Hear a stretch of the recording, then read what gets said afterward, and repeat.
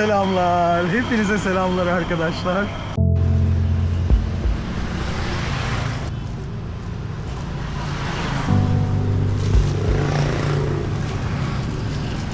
Yola çıkıyoruz ama her zamanki gibi kask biraz küçük.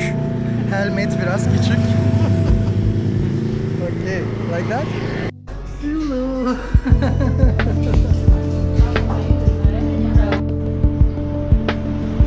Evet arkadaşlar, bir hemin içerisindeyiz. Bu hemler bazen böyle tıkanıyor ve bitiyor.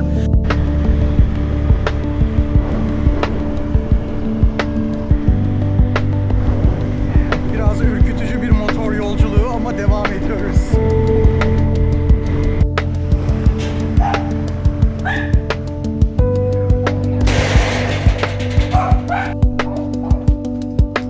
Burada da diğer meyveler.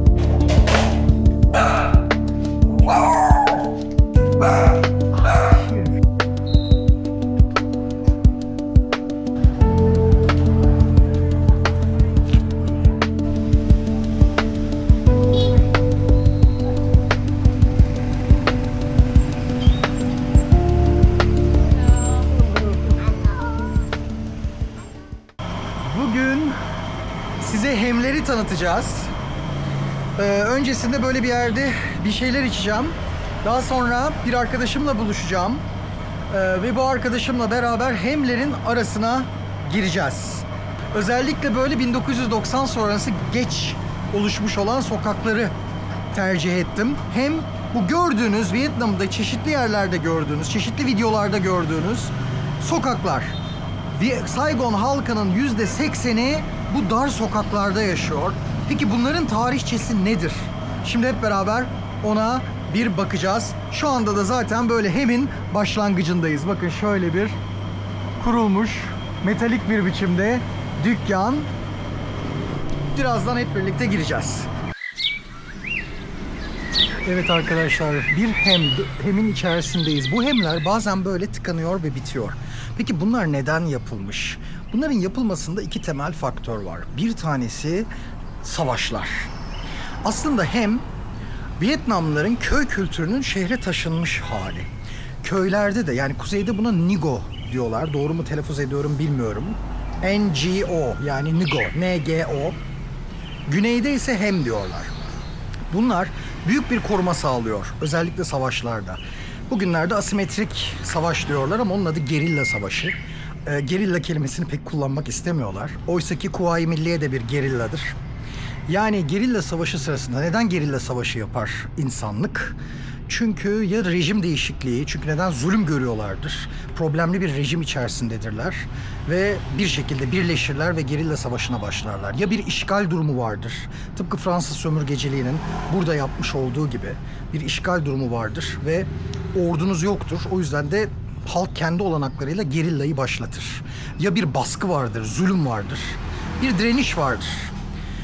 Bazen sosyalist direniştir bu. Ekonomik baskının sonucunda gerilla oluşmak zorunda kalır. Bazen bir etnisitedir, bazen farklı bir durumdur.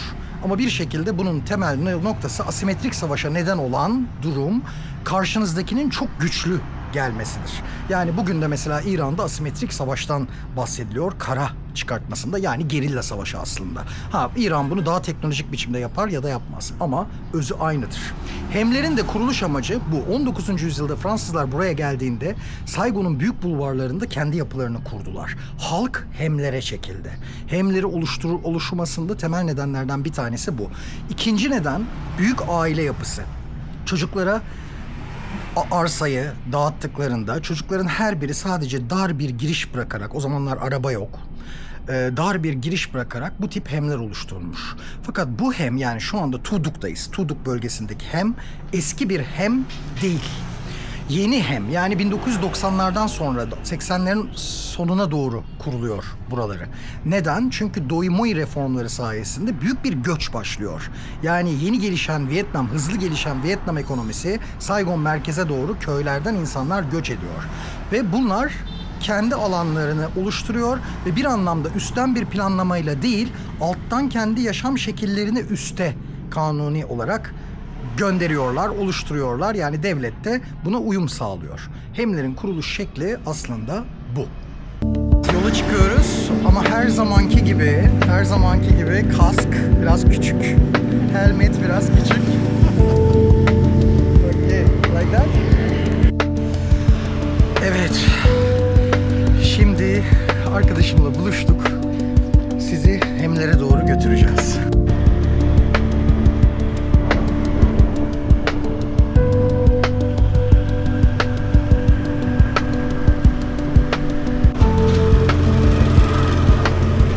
Burası çok tehlikeli dostlar. Burası dar yollar.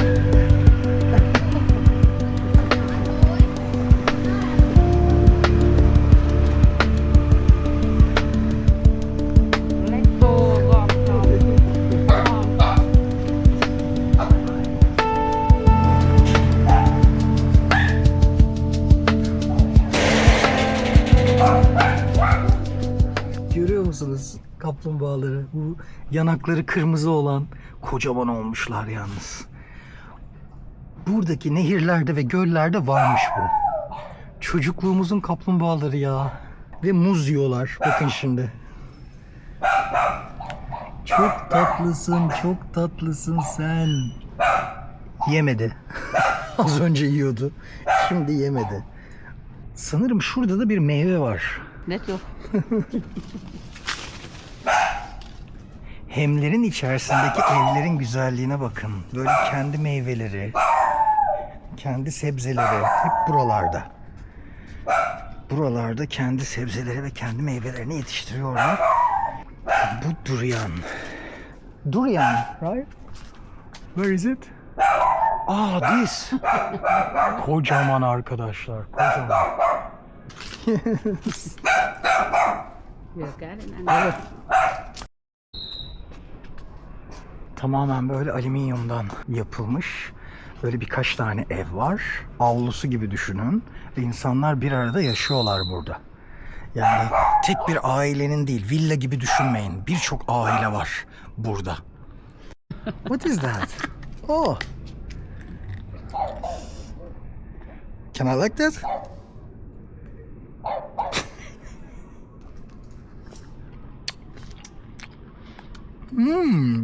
It's good. Çok enteresan bir meyve. What is its name? Nhau. Nhau. Trái nhau. Çay nhau. Ok. Çay nhau. Çay nhau. Trái nhau. Bakın şu arkadaşlar. Yes. Şu. Biraz sert ama tadı hiç fena değil.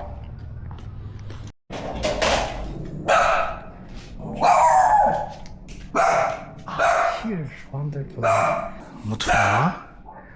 Görüyor musunuz? Burası evlerden bir tanesi.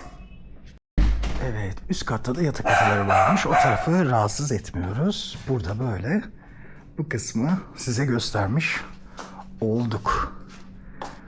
Klasik işte 1990 sonrası Hemler. Genellikle böyle alüminyum. Görüyor musunuz? Alüminyumdan yapılmış. Buraları daha çok söylediğim gibi Saigon'un iş olarak yani sanayi olarak yükselmesinden sonra gelen göçmenler 1990'ların başında. Köpek dolu.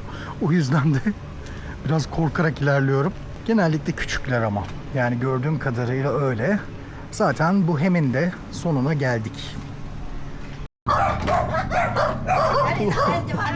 Hello. Hàng xóm thân thiện.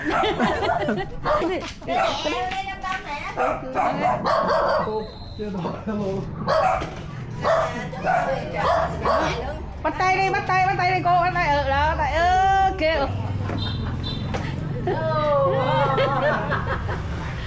Beautiful. Người có biết Trời đã vui lắm nè. Hello. Vui vẻ.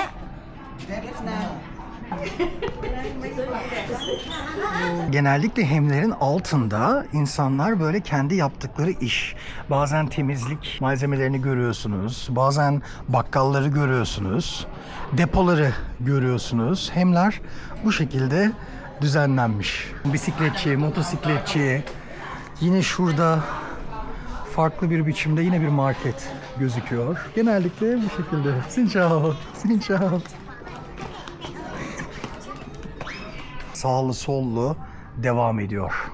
Aynı şekilde böyle demirden yani metal kullanılmış. Bazen böyle yenilerinde taş var ama çoğunlukla metal kullanılmış. Hello, how are you? Banko Eko, Ratkoe. Şehir plancıları ve tarihçiler Saigon sokaklarını organik gelişim ile kolonyal dayatma arasındaki bir çatışma ve sentez alanı olarak tanımlar. Organik gelişim yani köy kültürünün şehre gelmesi ve doğrudan doğruya kolonyal dayatmayla arasındaki çatışma. Neden çatışma? Büyük sokaklar, büyük caddeler Fransız kolonyalizminin imzasını taşırken diğerleri köyle bağlantılı. Çeşitli yerlerden müzik sesleri geliyor. Çok tatlı bir mahalle, çok güzel bir mahalle. Çok teşekkür ediyoruz. Oh, thank you. This is okay. Thank you very much.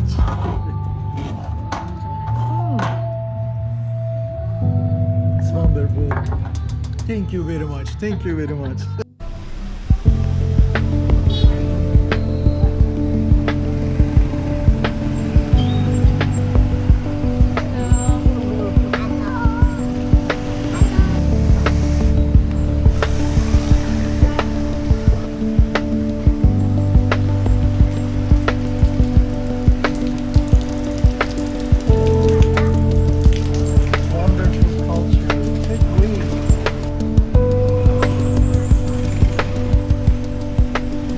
Bakın motosiklet geliyor. Burası bir hem arkadaşlar. Oldukça dar bir hem. Hemen hemen herhalde 2 motor, 3 motor geçmez yani. 2 motor ancak geçer gibi gözüküyor. Daha önceki hem biraz daha yeniydi. Fakat bu oldukça eski bir hem. Şimdi birazdan buna giriş yapacağız. Hemler kırsal bölgelerin şehre taşınmış halleri.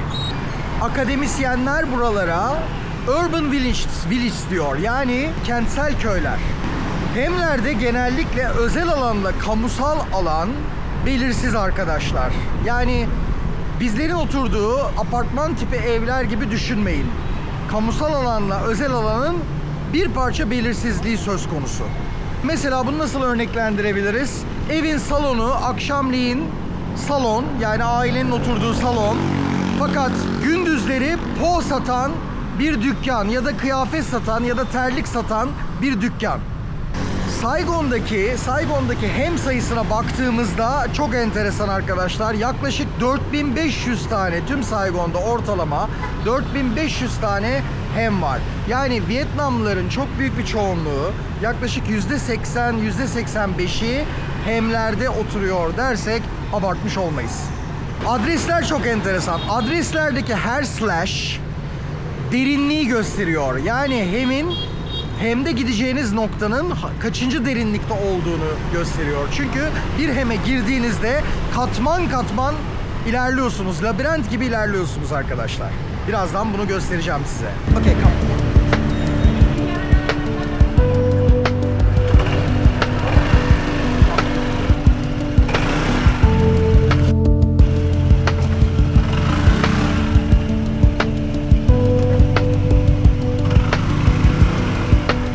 Özellikle 1986 Doi Moi reformları sonrasında hemler mikro ticaretin merkezi, yani Vietnam ekonomisinin önemli bir omurgasını oluşturdular arkadaşlar.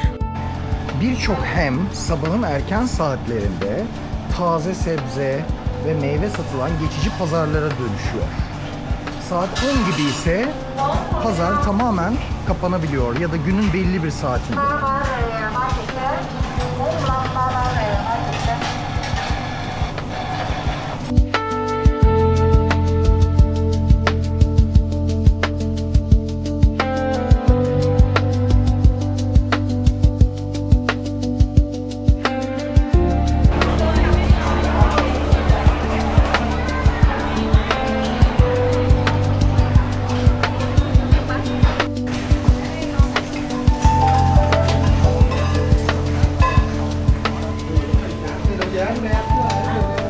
Genellikle hemler böyle dar gözükseler de bakın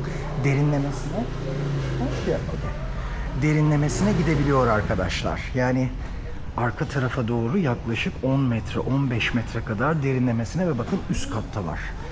Bunun nedeni zamanında Fransız vergisi.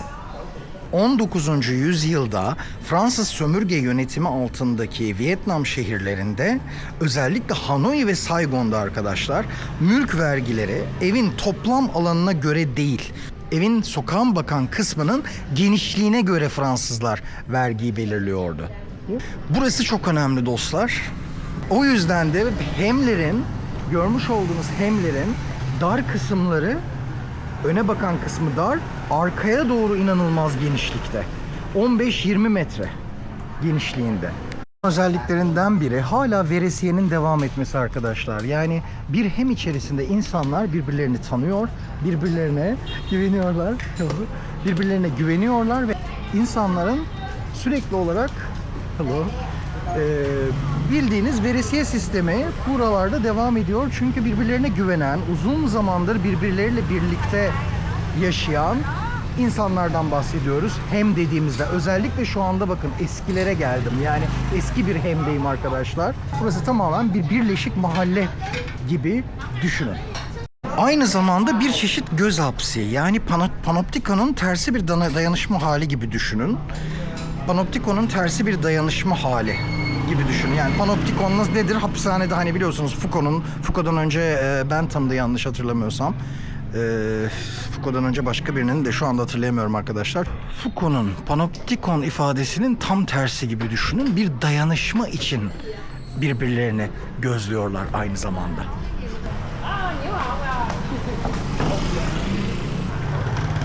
Hemlerde suç oranı ana caddelere göre çok daha düşük arkadaşlar. Yani buraları böyle daha kapalı, daha birbirine yakın, daha böyle dar sokaklar gibi. Hani normalde başka şehir olsa Saigon dışında, Asya'nın dışında bu tip sokaklardan insan ürker. Ama hem tam tersi çok daha fazla güvenli. Hani buralardaki suç oranı Saigon'un en az suç oranı denilebilecek noktada diyebiliriz.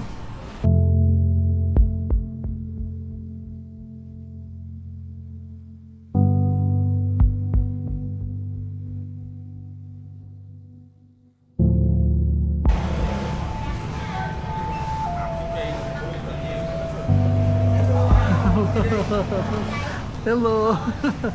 Đi đói chị kìa.